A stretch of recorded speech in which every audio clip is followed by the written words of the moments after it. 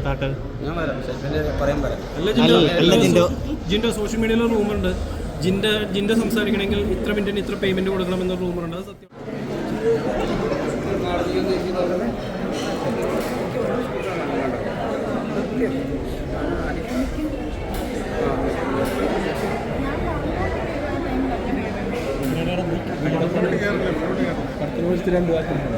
സൂപ്പറല്ലേ?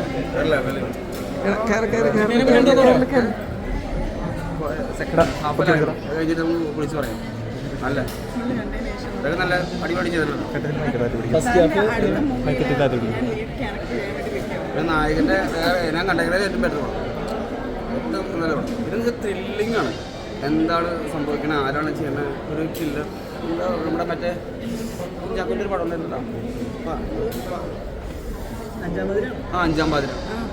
അങ്ങനത്തെ ഒരു ത്രില്ലിങ്ങിൻ്റെ ഒരു ലെവല് കാണാം. നിങ്ങൾക്ക് ഒരു ദിവസം കാണാനുള്ള പടം ഉണ്ടല്ലോ, ബോറടിക്കും. കഴിഞ്ഞിട്ട് എന്തായാലും ക്ലിയറായിട്ട് പറയാം എന്താണോ, കാരണം 100% മിസ്സാക്കരുത് പടം. കാരണം ഒരു അത്യാവശ്യം ആർട്ടിസ്റ്റും ഒക്കെ ഉള്ളൊരു പടം. അടുത്ത് കാണട്ടെ, കണ്ടു ഞാൻ പറയാം.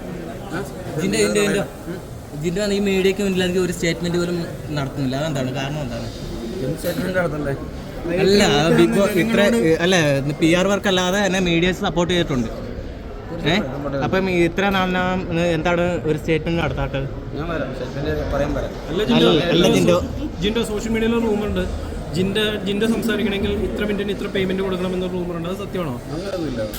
ഞാൻ എന്തോ വേണ്ടി സംസാരിക്കും, സമയമായിട്ടില്ല. സമയം അവിടെ വെച്ചിട്ടുണ്ട്. ജിൻഡോന് PR ഉണ്ടായിരുന്നോ? നിങ്ങളെല്ലാവരും PR ഉണ്ട്, നടക്കണൊക്കെ PR അല്ലേ? എല്ലാവരും PR. ഒരു മനുഷ്യരും ഒരാളോട് മറ്റേത് വാക്കുകളൊക്കെ PR ആണ്. അല്ല ജിൻഡോ, നമ്മൾ നിങ്ങളുള്ള ഇഷ്ടം കൊണ്ടുകൂടിയാണ് നമ്മൾ ചെന്നൈ വരെ വന്നിട്ടുള്ളത്. ജനങ്ങളോടൊന്നും പറയാനില്ല ജിൻഡോയ്ക്ക്. അല്ല ജിൻഡോ സപ്പോർട്ട് ജനങ്ങളുടെ കപ്പാണ്.